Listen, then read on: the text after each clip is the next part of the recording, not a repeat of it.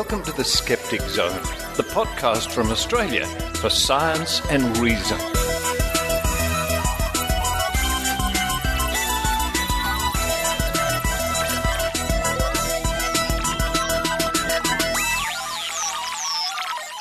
Hello and welcome to the Skeptic Zone, episode number 361. Richard Saunders with you once again from Sydney, Australia. Coming up on this week's show, let's go to Pluto. Yeah, I've always wanted to go to Pluto. No, I haven't. Well, why not? Have you seen the latest pictures? Oh, goodness me. Or Mars. Do you want to go to Mars and look at the dust or the dirt devils on Mars? Failing that, we can think about the blood moon. All these topics will be coming up when I chat to Dr Pamela Gay. I've known Pamela now for many years. It's always a particular delight to catch up with Pamela Gay. What an interesting scientist she is. Certainly a leader in her field, and I really enjoyed chatting to Pamela Gay about all these spacey type things. So I hope you'll enjoy that interview coming up at the top of the show. Following that, it's a week in science from the Royal Institution of Australia, who I'm sure have been known to stargaze from time to time, www.riaus.org.au. Hello to all the good people there. Then we have a special report courtesy of Balch from the Brisbane Skeptics Society. Don't forget, they are hosting the Australian Skeptics annual convention just next month. That's very exciting. But Ross is going to tell us, or he's going to read to us, his open letter to the Sunshine Coast Daily after it published a very uncritical report dealing with cancer. So we'll read out that report with the help of Jo Alabaster. Then you'll hear Ross Balch's reply, his open letter to the editor, Sunshine Coast Daily paper up there in Queensland. Then to round off the show, it's Maynard's Spooky Action with some reports that he did a few weeks ago at National Science Week. Maynard will interview more people doing scientific outreach to school students. Now, great news for those people in Sydney, especially, all around Australia, as you'll hear soon, but especially in Sydney. I'd like to tell you about Lunchtime Skeptics in the Pub with Susan Gerbic. Now, this is Sunday, the 11th of October, from 1 p.m. till 6 p.m. It's a whole afternoon of skepticism, nomming, and, if you have to, you might have a drink. I won't force you to.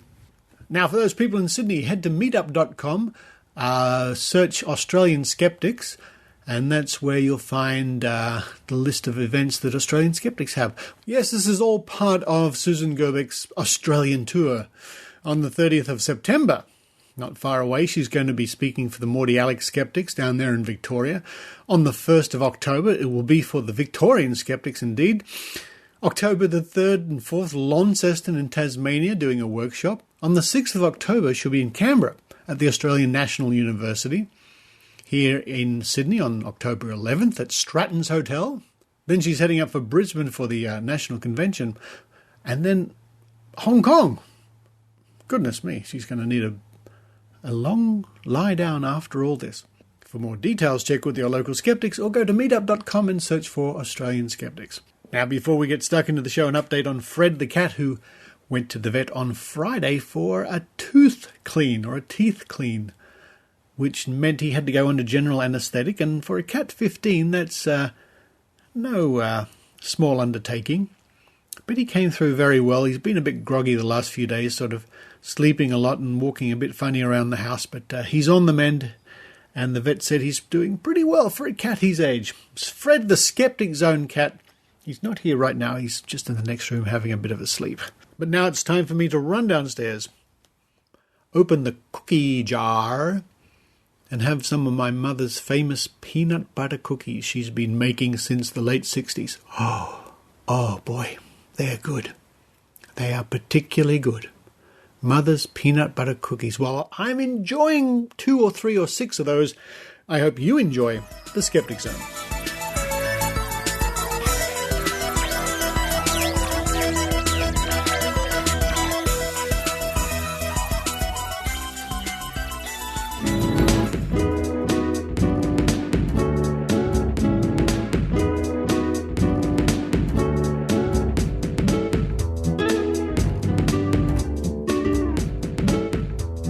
And joining me now all the way from Edwardsville, which is sort of in the middle of the United States there in Illinois. It's my dear friend, Dr. Pamela Gay. Hello, Pamela. Hi, Richard. How are you doing today? I'm doing really well, apart from the old touch of the Sydney hay fever, which comes around somehow annually, around springtime, strangely enough. Well, it could be worse. Here in Illinois, we have hay fever in the spring and we have it in the fall. And right now we're into the tree and goldenrod pollen season. So everything is yellow and red, and it's not just the leaves that are turning red. It's also the eyes and the skin. Sounds delightful. It sounds delightful. Look, Pamela, it's been a little while since you've been on the Skeptic Zone. It's always a pleasure to catch up with you. So much to talk about in the world of science and astronomy at the moment. Let's kick off with the not-so-big elephant in the room, little Pluto. Little Pluto, how exciting was that? And I noticed over the last week there are new images and animations coming back from Pluto. You must have been beside yourself.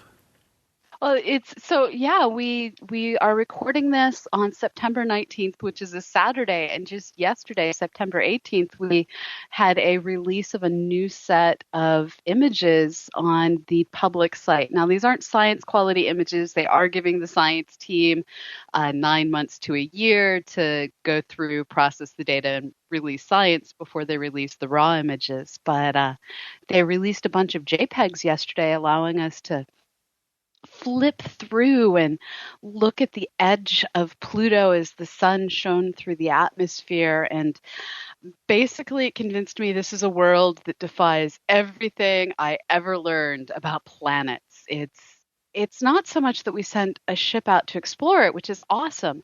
So we sent a ship out to explore it, and what we found makes no sense. And this is true not just of Pluto, but also of the little asteroid Ceres, another dwarf planet in our solar system. It's the old expression, and it really hit home lately. With space, you expect the unexpected. And it doesn't mean you expect to see something that you've seen before and think, oh, that's odd, it should be on that planet. You get things that you have to look twice and then take a cold shower and have another coffee and think, what? This whole idea of the different geology on Pluto and the atmosphere itself, that took me by surprise. Now, I'm not an astronomer, of course, but still I have a basic understanding of how these things work. And I seriously expected something more or less like our moon to be out there, but it's not like that at all. Well, I wasn't so much expecting the moon because we knew it was ice. We did have indications that it has an atmosphere that is basically created from when it's closer to the sun, it heats up a little bit more as things freeze, things sublimate out. When it's further from the sun, things freeze and they settle back down to the surface. So we knew that was going on, but the other thing that had us thrown is it was back at the end of the 1990s when Pluto was closest to the sun, and it's a few years past then, and we were expecting its atmosphere to be a whole lot less thick. And one of the other really baffling things is when you look at the photos of Pluto, it has this feature that clearly looks like a giant white heart on a Yes. beautiful ruddy surface. And that big white heart is also where a lot of the carbon-based gases are coming from. So we see carbon dioxide coming out of the heart of Pluto, which we have no idea how to explain that one. No idea at all. It sounds like it's going to be a song in the future. You know, the kids of the next century will be singing about the great heart of Pluto, or maybe in this century. I wouldn't be surprised if someone's already written a poem, haiku, or meme about it. Yes, we might have inspired someone to do it today. Yes, send in your song now, The Great Heart of Pluto. The thing that gets me about all this coverage is you keep hearing journalists say things like, scientists are baffled by Pluto. And they imply that we don't understand things because we're dumb. And no, it's not that we're dumb. It's that we're seeing something for the very first time. And our limited human imaginations didn't prepare us for the full diversity of what the solar system has to offer. And so it's not that we're dumb, it's that apparently our imaginations failed us. And now we're in this exciting time of Well, the solar system gave us something unexpected, and now we have the privilege of trying to understand it. Yes, scientists are baffled indeed. Well, let scientists be baffled. It means there's another mystery for them all to explore and unwrap and uncover and bring us more wonders. I do like those shots, though. I saw it. I guess you saw it too. An animation of the probe passing by, and you can see the planet sort of moving through space. That's quite stunning. It's not something that we're used to being able to see. The whole concept of the Earth rotating, we experience that every single day. We sometimes will see snapshots of Mars rotating, and Mars is similar enough to Earth that we're used to thinking of that. But here, as the planet got flown past by our space probe, we saw it rotating, we saw the sun coming into view, we saw all of these angles change, and it was like a Star Trek. J.J. Abrams had produced it, but there was less lens flare. And it was one of those truly amazing. The science was maximized by that opportunity to set the sunlight just passing through that atmosphere, and it gave us these fabulous images and this completely new perspective on our solar system. One of the things that it's hard to judge because I don't know enough about these things to judge properly, of course, but how well lit Pluto is that because it is reasonably well lit all the way out there, or is that because that's what the cameras were compensating for? It's a little bit of both. There's actually this thing called Pluto time, and there's a website that you can go to. Just Google Pluto time, and it will tell you for your location at that day and time of the year, what time the brightness outside at your location is the same brightness as Pluto. And it's actually remarkably bright. So you can go outside often just a few minutes to a few tens of minutes, depending on where you are, after sunset. And in that gray darkness after the golden moment has ended, in that gray darkness when you can still look around and see things, you're having a moment not unlike what it's like at Pluto. And that's just an effect of the sun is that bright. Wow. And even though the brightness drops off as the square of the distance, which is a fancy way of saying that when you're 2 times further away, it's 4 times fainter, 3 times, 9 times.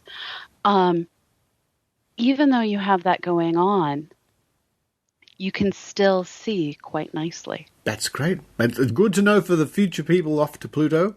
If you're listening to the Skeptic Zone on the ancient archives and you're on your way to Pluto, be rest assured, Pamela Gay said way back in 2015 that you should be able to see your way around. Well, Pluto's only about 4.5 light hours away on average, when we're roughly on the same side as the sun. 4.5 to 5.5 hours away. So it will have heard this podcast if someone sends it out over the radio signals. That's good to know, Pamela. It's good to know. Well, let's think about something a little closer to home. And if Pluto's down the end of the block, let's go halfway, or less than halfway, of course. Let's visit Mars for a moment. What's happening on Mars, Pamela? What's happening there at the moment? Well, Mars is this happy little world that we keep sending robots to. So someday in the future, explorers are actually going to be able to do archaeological digs and recover Mars Phoenix from the ice and find spirits stuck in the sand. And currently we have Curiosity out, getting curious about the rocks and doing all sorts of samples. And where it is a beautiful, carved out, preserved landscape in Gale Crater that once upon a time probably had water. And what's interesting is as we look toward the future and the 2020 rover, we are looking to find someplace that's the opposite of that to go exploring next. So with the Mars 2020 rover, what we're looking to do is find someplace that is constantly having what's exposed to the surface renewed. So just like when you go to the chalk cliffs of Dover, you can find dinosaur bones as the cliff decays away, revealing layer upon layer of fossils. if there are fossils to be found on Mars, perhaps the place to go looking is someplace that has this steady erosion. So we're working over at CosmoQuest to look through images to find the most weathered surfaces, the places with the moving sand dunes, the places that are, well, changing so rapidly that not a crater is left standing because everything has literally been blown away. That's amazing, because that's one thing that struck me over the last 10 or so years about Mars, when I've been looking at the images and hearing about it, is the dramatic weather Mars has in regards to windstorms and dust devils and things like that. It's quite something, isn't it? Yeah, there was actually photos that came out just yesterday of dirt devils on Mars. And it's amazing how much they look like the dirt devils that we see out in the Painted Desert in the American Southwest, where you have this red and orange sandstone surfaces. And as the fine particulate get carried up into the, admittedly much thinner on Mars, but get carried up into the atmosphere, they appear as these white columns. And looking down from the spacecraft, at even the slightest angle, you'll see these very thin, wispy white columns that might have been drawn by a child that hasn't actually seen a real tornado, just tracking their way across the surface and often leaving these dark streaks where they've revealed slightly deeper down dirt. Well, if that's been going on for presumably millions of years, that's really shaped the surface of Mars in a dramatic sense, hasn't it? It has. And what's interesting is just like here on Earth, we don't see tornadoes on a regular basis everywhere on the planet. Where you are in Australia, I doubt Sydney sees very many tornadoes, if any. Not many, as it turns out. Once in a while, in fact, and they'll say it'll make the news, a mini tornado hit the suburb of so-and-so and so-and-so, but that's a once in a 10-year event or something like that. Right. Whereas where I am, we test our tornado signals once a month because we know there's going to be tornado season where those alarms go off pretty much every day. And so the shape of the geology literally shapes the atmosphere and shapes the thermal properties that create these conditions that are perfect for dust devils, perfect for tornadoes, perfect for all of these cyclical storms. And not all of Mars has these dirt devils. So as we look at different areas, it's like, here's the region of the black squiggly things on the surface. And that's the area where we're finding these dirt devils. And this is the region where things are filled with craters, and it still looks like this ancient surface, more like the moon. And so different parts of Mars look dramatically different. And this is one of those reasons why we need help mapping out Mars. And so if you go to cosmoquest.org, doing moon mappers, we've gathered highly detailed images of this large region where we know there is a lot of erosion going on.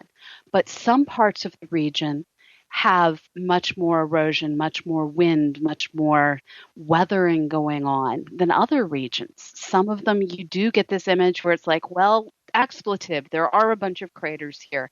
This area is well sheltered, well preserved, and that's not where we want to go fossil hunting. Fossil hunting is far too strong of a word. It's not where we want to go looking for the organic signatures of potential historical life.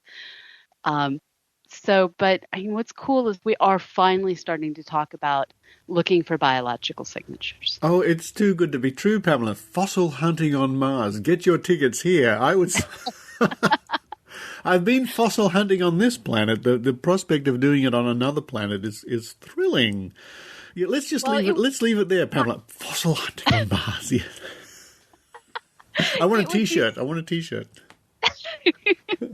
It would be so much harder because here on Earth you can go fossil hunting, and there are places like Sunspot Observatory out in New Mexico. It's the same mountain that the Celestial Digital Sky Survey's telescope is on. It's Apache Point Mountain. You can just walk along and pick up a rock, and there's like, oh, I found a leaf from a long time ago. On Mars, that will never be the case as far as we can tell, but there's the possibility of microorganisms, of bacteria. It isn't to say that it's a definite. It's just to say there could have been a time in the past when Mars was wet that life could have existed. And there are those who believe that if you dig down deep, we may still find small microbes that leave very pathetic fossils. There may still be pathetic life living a pathetic existence in the salty, briny liquid deep down on Mars. Now, speaking of CosmoQuest, Pamela, can you, for our listeners who may not know, can you give us a brief overview about exactly what is CosmoQuest? What is it all about? Our core mission is to invite the public to come and be researchers with us, and not just ask them to do stuff. There's lots of sites that do that, crowdsourcing work, but we want to treat our citizen science colleagues the same way we treat our students and our peers. So we work to provide online seminars, we work to provide online classes and activities and forums and ways that you can do all the things you would do in a research center at a university, from watching planetarium shows, admittedly on YouTube, but we do produce planetarium shows, to being able to vicariously attend conferences through all of our live coverage. So we have a variety of projects that invite you to come in and help us work with a variety of NASA missions to map out the Moon and Vesta and Mars and Mercury. And then we have all of our different seminar series, and we will be starting a new round of classes coming up probably late November. So this is a great way for people all around the world to really take an active part in exploring our solar system. Exactly. We are the only citizen science project in astronomy to actually do published research science with planetary research. There's lots of projects out there, but we're the first one to actually get results that, because we treat people like our students and our peers, we're the first ones to get these citizen science colleagues to the point that their data is allowing us to have a new understanding of these other worlds. That's fantastic. What's that URL again, please, Pamela? It is cosmoquest.org. Easy to remember, folks, cosmoquest.org. Now, before we go, Pamela, let's have a chat about the end of the world. It's very sad. I mean, we've had a good run. I know humanity's only been here for a little blip in the whole scale of things, but I was very sad to see on Facebook, or was it Twitter or somewhere, people telling me, but the world's coming to an end pretty soon with something called a blood moon. Should I be worried? No, not at all. It's really amusing to me that the upcoming lunar eclipse has such a horrific name. So our September full moon this month on September 27th, 28th, for those of you who are in Western Europe, Western Africa, anywhere in South America or Eastern North America, you're going to be able to look up and see our moon pass into the Earth's shadow, and either in full or in part go from its bright, shining self to being probably in all reality a dark, bloody color because of all of the volcanic activity that's been going on lately. But the name blood moon actually just comes from the time of year. So it's this strange confluence of, because volcanoes, the eclipse will probably be very red. Because of timing, it's called a blood moon. Ah, that's interesting. It's we normally don't think that all this volcanic action is so good, and people certainly have a bad time if they live near one. But there's the flip side is we get some interesting atmospheric effects, of course. And, well, planes don't like it either, I guess. It's, as long as the ash stays out of people's livelihoods, so it doesn't destroy houses, homes, businesses, or airplane travel, volcanism is actually very useful. It is how we recycle a lot of material, and all of that ash thrown up into the atmosphere.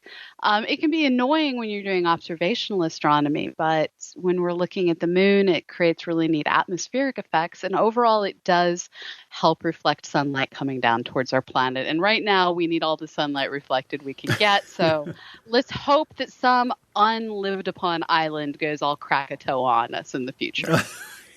It probably will happen. Here's to hoping for a new Krakatoa. We can only hope. we can only, and maybe that'll be the sign of the end times rather than this blood moon coming up. We'll look forward to seeing it regardless. And the last thing, of course, is right from the beginning of the Skeptic Zone, right from the very early episodes, I've been running this particular promo, folks.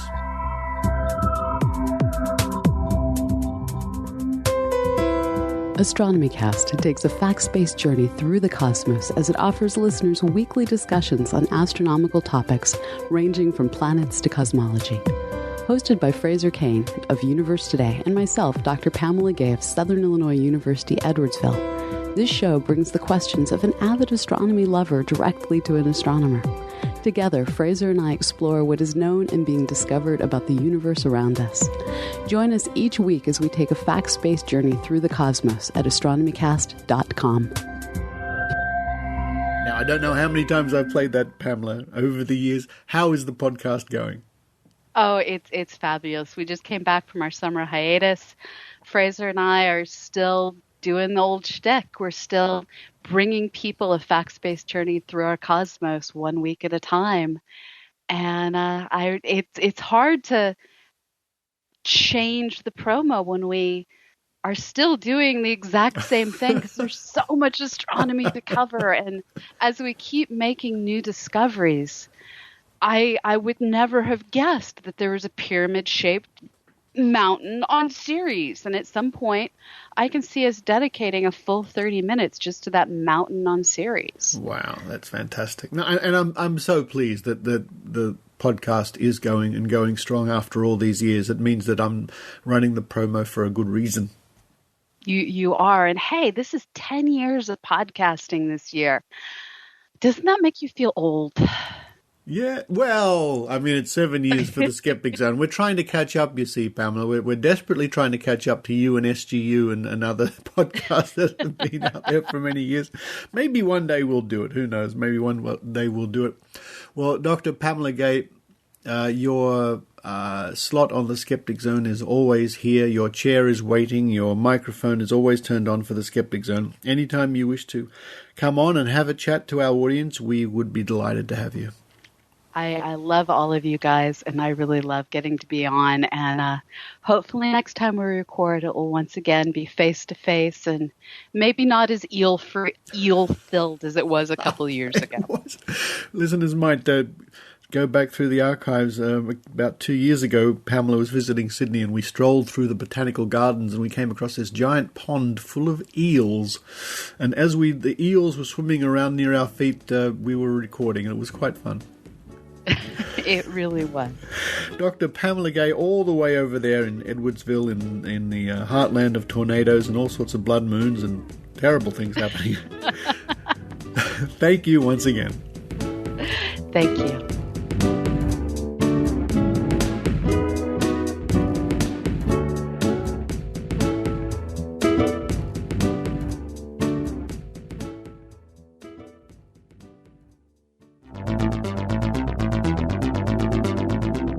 Welcome to A Week in Science from RiAus, bringing you the science you need to know.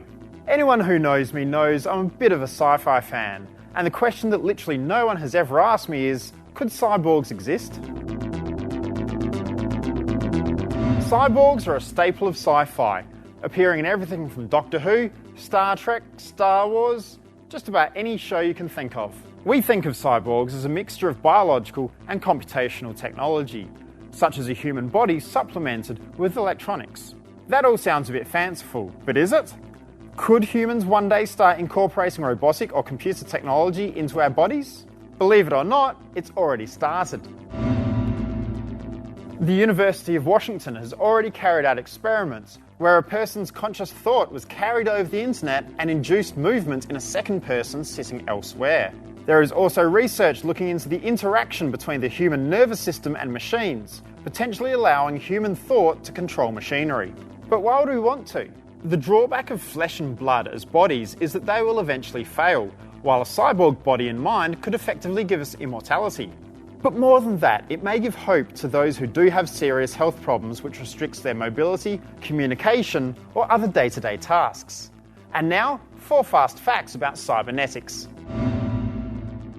Wearable electronics such as Google Glass could be seen as the first step towards cybernetics, giving humans high functionality through technology.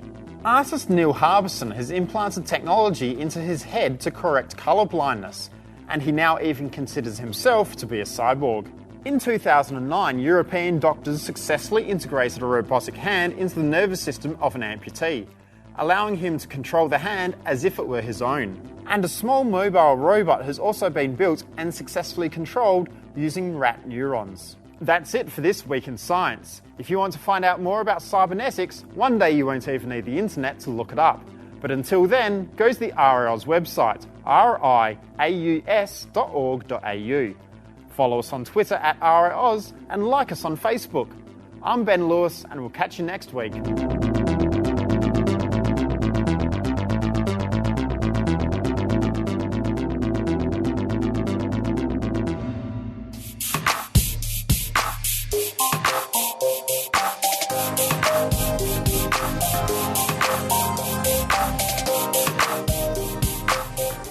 As reported at www.sunshinecoastdaily.com.au on the 16th of September 2015 by Janie Hill, mum who said no to chemotherapy poison, clear of cancer.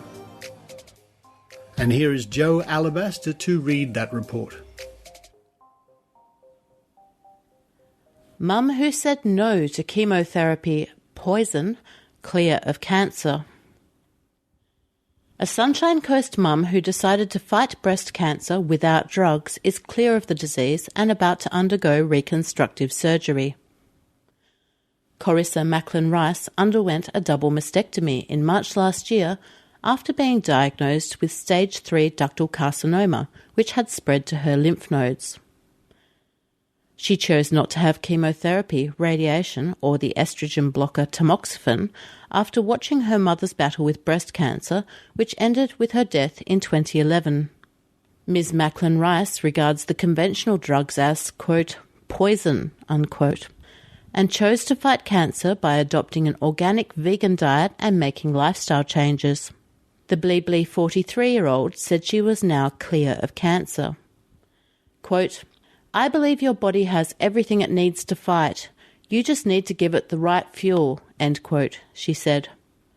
She treated a recurrence of the disease, some lumps in scar tissue, in May this year using a homemade black salve. Ms. Macklin-Rice puts the recurrence down to becoming slack with her diet, sneaking, quote, party foods, end quote, and alcohol. Quote, I had got a little complacent with food, so I had to get strict again, end quote, she said. Besides eating mostly fruit and raw food, Ms. Macklin-Rice also fasts for 3 days once a month. Quote, I'm a great believer that our digestive system holds the key to our health, end quote, she said. Quote, by doing the fasting, you give your gut a chance to have a break and repair, end quote. She said yoga had also proven life-changing, helping to heal, become more accepting, and believe in herself. She said that her healthy lifestyle changes were hard at first, but she had no problem maintaining them for the rest of her life. Quote, I'm committed to living, end quote, she said. Ms. Macklin-Rice plans to use her spare time before and after reconstructive surgery on October 6 to start a blog for people interested in her approach to cancer and general health. Quote, I wouldn't encourage everybody to heal the way I have. Not everybody is ready for that, end quote, she said. This report caught the attention of Ross Balch from the Brisbane Skeptics Society, who penned the following letter to the editor. Dear Editor, as president of Brisbane Skeptics Society and concerned medical researcher, I previously wrote to you in regard to your August 13th, 2014 article, Low Vaccination Rates Spark New Campaign, in which a citizen that was not qualified to speak on vaccination was inappropriately quoted as a legitimate source. I was disappointed then to read a recent article in the newspaper, published on the 16th of September 2015, titled, Mum Who Said No to Chemotherapy Poison, Clear of Cancer. Cancer is a serious illness. Over 120,000 Australians are expected to be diagnosed with cancer by the end of the year, with 45,000 more unfortunately succumbing to the various forms of the disease. Many cancers can become life-threatening extremely quickly if not treated in the appropriate way. So it is extremely alarming to see dangerous health advice not only featured in the Sunshine Coast Daily, but even worse, lacking the appropriate evaluation and warnings that should be provided by a qualified professional. Chemotherapeutic drugs used to treat cancers are some of the most potent drugs we have at our disposal. Since the advent of these treatments in the last 30 years, the rate of deaths due to cancer has decreased by 16%. However, due to the potent nature of the drugs, there are significant and extremely unpleasant side effects associated. It is understandable that the prospect of enduring these side effects is very intimidating to patients who are already struggling with the news that they have a life-threatening illness. It is for this very reason that allowing the propagation of the idea that chemotherapies are poison and in the process implying that the drugs are not effective is unacceptable. Patients should be well informed of the possible side effects, but not misled. This could very well lead to the loss of lives. Ms. Macklin-Rice advocates a number of alternative approaches, including a strict dietary regime, including cutting down, quote, party food and alcohol, fasting, and yoga. There is no evidence that any of these things are a factor in preventing the advent or recurrence of cancer. These things set a dangerous precedent of victim blaming, implying that if only a patient had followed the right diet or exercise regime, they would have been able to prevent their cancer. Perhaps the most concerning recommendation, though, is the use of black salve, a treatment that is proven to be extremely dangerous and is banned from sale in Australia. Furthermore, there is no evidence that black salve is an effective form of treatment against cancer. Stories of patients who go against the mainstream medical paradigm and claim to have healed themselves with natural remedies make for an emotive and compelling narrative. Ms. Macklin-Rice is fortunate that her surgery, a conventional intervention, was a success and seems to have removed all the cancerous cells. Unfortunately, these stories are the minority and represent survivorship bias in the worst possible way. Remember, the dead can't talk. Early this year, prominent Sunshine Coast health blogger Jessica Ainscough and previously her mother became unfortunate victims of the belief that conventional cancer treatments were dangerous and that they could heal themselves with natural therapies, diet and exercise. I would hate to see more Sunshine Coast residents meet with a similar fate because they followed the advice in this article. Regards, Ross Balch, President of Brisbane Skeptics Society. If you would like a more detailed analysis about this case, Aurak from the Respectful Insolence blog has written a detailed blog post about this article, which you can find online. Thank you to Ross Balch for writing that letter, and thank you to Jo Alabaster for reading out the original report. This whole situation reminds me of something that Heidi Robertson, or was it Alison Gaylard, said from the Northern Rivers Vaccination Supporters Group. Cancer doesn't care how much broccoli you eat or how many kale smoothies you consume.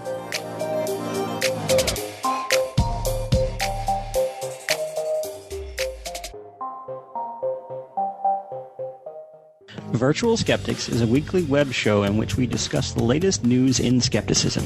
Whether it's a new case of spontaneous human combustion, a conspiracy theory, the latest update on the upcoming robot apocalypse, tech news for skeptics, or the latest wacky religious claim, we cover it all. We record the show live as a Google Plus on-air hangout, so join us and our host Brian Gregory for an hour of mostly intelligent talk every Wednesday at 8 p.m. Eastern U.S. time. Watch us at virtualskeptics.com and participate in the show on our hashtag #VirtualSkeptics. The Virtual Skeptics. It's like Meet the Press, but with chupacabras. Here's Maynard's spooky action at a distance. Look, I've just come across from the Code Club of Australia. I'm out the front of the Young Scientists of Australia. Now, do you guys get together with the Young Scientists of New Zealand for a rumble at about 3 o'clock on a Saturday afternoon and there's a big punch-up? But we always win because we're from Australia, obviously. So. That's well, there's more of us. Yeah. Well, they do have a higher sheep index, I believe. Yeah, no, but we've got the higher people index, and that's what counts, I think. What are you doing with the kids here today? That you're interacting with kids? I see eggs, I see water, I see paper, I see a potential disaster. Yeah, no, there's no disaster here, but we've got a couple of fun activities. So we've got a Mobius strip activity here. So we pretty much cut it in half and blow people's minds by getting a longer loop instead of getting 2 loops and stuff like that. And then we got the tangle of strings there, which the kids are trying out now. And this is all, it might seem like it's trivial stuff, but there's some big concepts involved in just the Mobius strip, isn't there? Yeah, obviously, because there's a lot of physics and topology involved, I think. That's the word, I'm not sure. But it's kind of high-level stuff, but it's kind of just like putting it out there so they can get like a feel of it now and have a bit of fun with it. And it might not be explaining the concepts now, but it's just about getting science out there, which is what the YSA does. And what's the egg for? I got to ask. It looks like... If you'd like to stand on the platform there... I'm about to stand on a platform very carefully. There we go. That's balanced completely on eggs. So. Get out. No, that's not. They're special eggs. No, you can check them out. They're just like this chicken egg here. Right. So that's showing that the egg is a perfectly good shape for supporting weight. Yep. So it's showing how you can put tension on the top and the bottom and it won't crack, but on the sides it's quite supple. That's why the chicks can break through it. But I see you've also brought quite a good supply of paper towels because you don't trust these kids. Yeah, because it's a bit wobbly. When you stood on it then, you could kind of tell it was rolling around a bit. So when it rolls a bit too much, we've got to have it clean up. But yeah. Now, where can people find out more about Young Scientists Australia? Where's your website? We've got a website at www.ysa.org.au, and then if you want to go to the Sydney chapter, you just go /Sydney after that, and there's links on the website to tell you how to apply, how to get involved, and obviously if you want to sponsor us, how to sponsor us as well. Okay, now which chapter in Australia is the real badass leather jacket wearing chapter? Which is the one that, they're real troublemakers? Yeah, well, we don't talk about them much, but that's the Victoria chapter, so you've got to watch out for them. They're always causing troubles, aren't they? Yeah, for sure. They're challenging Einstein, they're going, that's not spooky accident at a distance, they're always saying that sort of stuff. Yeah, obviously. Well, have a good day here. You too, thank you. Thanks a lot. And I've found myself, now, am I speaking to someone with a science degree? Yes. And what is your degree in? I'm doing a PhD in marine biology, specifically on sea urchins and marine acoustics. Now, what drew you to that and where are you doing it at? I'm based at the University of Sydney, but I did some research at Lizard Island. Oh. Actually, I know a few people that have been attracted to marine biology. Are there many jobs? I know we're an island. There should be lots of jobs, but are there lots of jobs in that field? Well, that really depends on the funding situation. Yeah, that's a word I'm hearing a lot from scientists this morning, funding. It's a bit disappointing, isn't it? Yes, it has been. Well, what are you doing here at the Lizard Island Research Station? What do you look at? I'm just looking. Let me take a guess. You'd be looking at fishery stocks. Are you involved in coral at all? My work is focused on sea urchins and erosion and acoustics, but there's a lot of work that goes on at Lizard Island on fish and turtles. Now, please tell me, where do urchins sit in the biosphere? They're usually on the benthos, and they're a really important ecosystem modifier, so they are really important for eating the algae on the reef so that the coral can grow and not be smothered by algae. Can they themselves get out of control? Yes, sometimes their populations explode. And it's mainly in polluted areas or something, is it? It really depends. People are still working on why it happens. Oh, okay. And what's the thing that fascinates you about your work? What's the one thing you'd like to solve and go, yes, I've done that? I'm really interested in how sound is used by different animals. Yes, you mentioned acoustics, so everyone thinks of whales, but what are you looking at? So I'm looking at sea urchins, which are an invertebrate. Wow. What do they make? What noise do they make? Can we even hear it? Yes, they make a scratching sound when they feed. What sort of hertz is it? It's quite broad, so it goes from like a low frequency to a very high frequency. Wow. And they do that to attract mates or just let people know where food is? We think it's just an artefact of their feeding behaviour. Wow, okay. And what do you make of some of those strange big noises that have been found in the bloop noises that the ocean makes and that sort of thing? As an acoustic expert, what do you make of the whole thing? Well, I think the experts who were looking at the bloop noise, for example, were pretty confident that it was geological activity rather than an animal when they examined the sound closely. Like some sort of small plate popping or something on the ocean floor? Yeah, so movement. Okay, wow. And what are the kids all asking you today here at Science Week? What's the thing they seem to be interested in? They've been quite interested in the microscope we have set up with some coral and foraminifera in it, so you can see what little dead animals actually make up the sand. Oh, okay. And if you could go anywhere in the world to do investigations in your field, where would you go? Is Australia the sea urchin capital of the world or not? Lizard Island is pretty amazing. Okay. Yeah. Well, why is that? Well, it's just a very interesting place to work. Oh, you better tell people where it is too. So it's up at the north of the Great Barrier Reef, so it's quite warm up there. And there are a lot of sea urchins, but they usually come out at night, so we had to go out at night to find them. Oh, and sea urchins look great, like starfish do if you do stop-motion photography, because they move around the seabed. Yeah. And do they damage the coral reef at all or not? When they're in very, very, very high numbers, they can erode the reef and cause damage.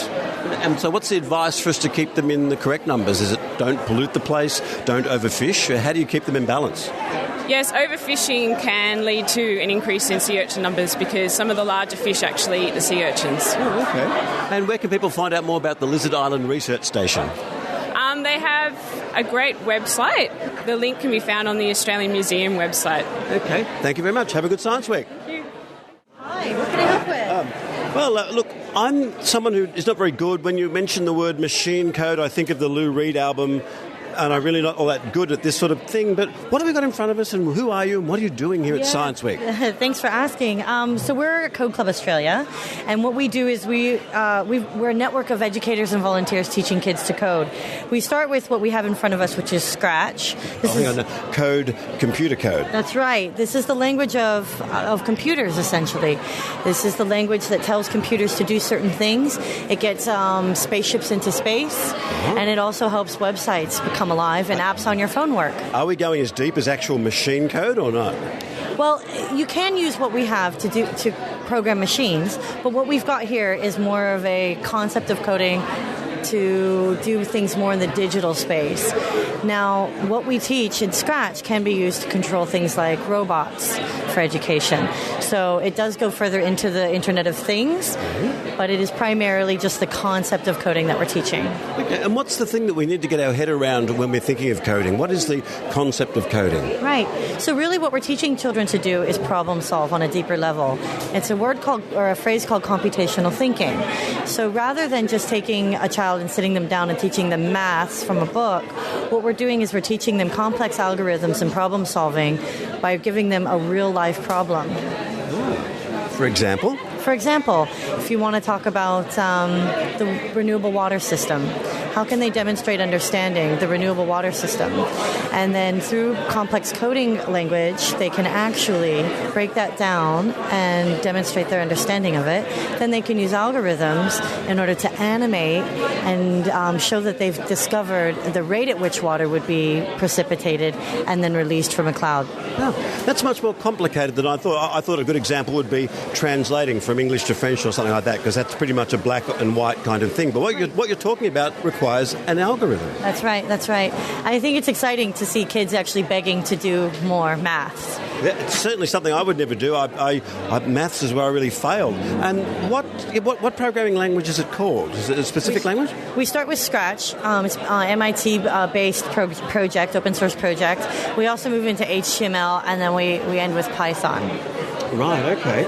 And once they're at Python, they can do lots of things, can't they? Python is a real-world language that are used by app developers and web developers. There was actually just a conference for Python developers in Brisbane. Oh, right. So what about good old-fashioned, the original DOS, or maybe Ruby on Rails? What about that? All gone, is it? Oh, no, Ruby's amazing. Actually, we're discussing developing some Ruby materials. The thing is, there are as many coding languages as there are just languages. Well, if you had to learn just one, what would it be? Python? I don't think that's an answer I can give. I really think it is good to, just like speaking any language, to know many, because that makes you more compatible to work with other teams and more collaborative. Right. What's the most frustrating thing for you using a computer? Someone who knows a little bit about the language that's going on underneath the bonnet. What's the most frustrating thing that people just haven't seemed to have solved to make them more intuitive? Well, one thing that I'm a really big fan of is open source and Creative Commons. And so I really appreciate when things are open and available. Oh, you must really hate Apple then. Actually, I really appreciate Apple, and I think that we're all sort of working toward a better way of sharing and learning from technologies. But that's my big frustration, is when we are working with a school that's been given lots of limitations and they can't take part in learning from open source technology. Do you think Linux is ready for prime time yet? Do you think if someone like me goes, that's it, I'm going to wipe this off my Mac and going to run it on Linux, that I will spend a lot of time troubleshooting it, or is it quite ready yet? I was working with one of Australia's big telco companies earlier this week, and I was happy to learn that a lot of the developers have sort of hacked their Apple machines to run Linux. So I think that Linux is coming around to really being recognized as being a more collaborative and open source player, yeah. Well, what about the even more obscure open source ones? There's even the more that are more obscure than Linux. What are they called? As far as operating systems? Yeah. Well, I know Linux. I know that Google Chrome has come around as a really great system. It runs on a Linux kernel, though, so I can't say that I'm the expert in that realm. Okay. Yeah. Look, and where can people find out more about the Code Club Australia, or get a bit more information about what you're up to? Yeah, look, Twitter's a great way to get in touch with us at Code Club AUS, AUS. Then we're also online at www.codeclubau.org. So did HTML5 work out as well as everyone hoped, or not? No comment. because the video tag just doesn't seem to have worked the way it should. Yeah, I think the most familiar way that people are familiar with HTML from the error message that they get up on their computer than they are with the language itself. But you know what? I think if that's a way that we've introduced people to the concept, then that's doing its job as well. Where are we along with the protocol for the internet? Are we at HTML6 yet, or are we beyond that? Well, I'm actually not a coder myself. I develop curriculum for children. So you're talking to the wrong kind of expert. Okay, but I'm talking to an expert, and the question is asking it's an expert in nothing. Yeah, so fair enough. I think HTML6 is something that I've seen and heard of, but it's not something I'm familiar with personally. Okay, thank you, and have a great day here. Thank you. What do you think of Science Week? You've got kids coming up to getting interested in science. You don't have that happen every day. No, I love this. I love the direct service part of my job. Oftentimes I end up stuck in the office, and I've been playing all week, and it's been amazing. Right, see you. Thank you. Cheers.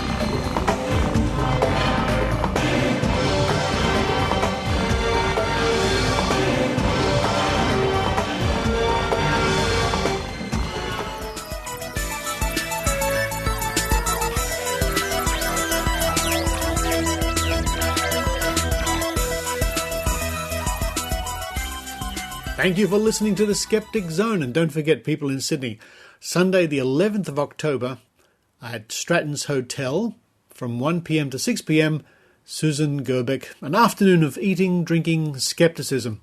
Bring your laptop, it should be a lot of fun, and you can find out more by going to meetup.com/AUST Skeptics and find out more information there. Hope to see you there. If you want to come along, it would be good if you could RSVP on Meetup, just so we have a sort of idea of numbers. And thank you once again to the ever delightful and knowledgeable Dr. Pamela Gay. As I said at the top of the show, it's a particular pleasure interviewing Pamela Gay. I learned so much. And if you haven't already done so, it's time to get your tickets for the Australian Skeptics National Convention in Brisbane from the 16th to the 18th of October. Convention.brisbaneskeptics.org gives you all the information, the complete lineup, including Nobel laureate Brian Schmidt, Joe Nickel, Eugenie Scott, Susan Gerbeck, and a host of other skeptics. I'll be there, Maynard will be there, Jo Alabaster, Iran Sergeyev, Heidi from the Skeptic Zone. It promises to be a fabulous event. Convention.brisbaneskeptics.org, and, well, I hope to see you there. But before I go, in my hot little hands here, I have the latest copy of The Skeptic magazine, the journal from Australian Skeptics, Volume 35, Number 3, September 2015. Regulation Roundup. How good are the enforcements? Scientists and soldiers, monsters, and the media. What a good issue it is. Oh, look at that, an article by me. Well, I better read that and see what I said. The Skeptic magazine, the journal from Australian Skeptics, and you can subscribe online at skeptics.com.au for this fine journal. UFOs. It's interesting. Oh, yeah. Well, coming up on next week's show, your guess is as good as mine. We'll find out soon enough. Some interviews, some reports. Maybe Heidi, maybe Joe, maybe Maynard, maybe Iran, maybe Dr. Raichi, maybe me. You'll have to tune in and find out. But thank you for doing that, and thank you for those people who do contribute, kick in, help, chip in at skepticzone.tv at the subscription link using PayPal less than $1 a week. And that money means the Skeptic Zone keeps going. But for this week, this is Richard Saunders signing off from Sydney, Australia. You've been listening to the Skeptic Zone podcast. Visit our website at www.skepticzone.tv for contacts, an archive of all episodes since 2008, and our online store. Please support the Skeptic Zone by following us on Twitter at Skeptic Zone, liking us on Facebook, and leaving a review on iTunes. You can also show your support by subscribing via PayPal for as little as 99 cents a week. The Skeptic Zone is an independent production. The views and opinions expressed on the Skeptic Zone are not necessarily those of Australian Skeptics Inc. or any other skeptical organisation.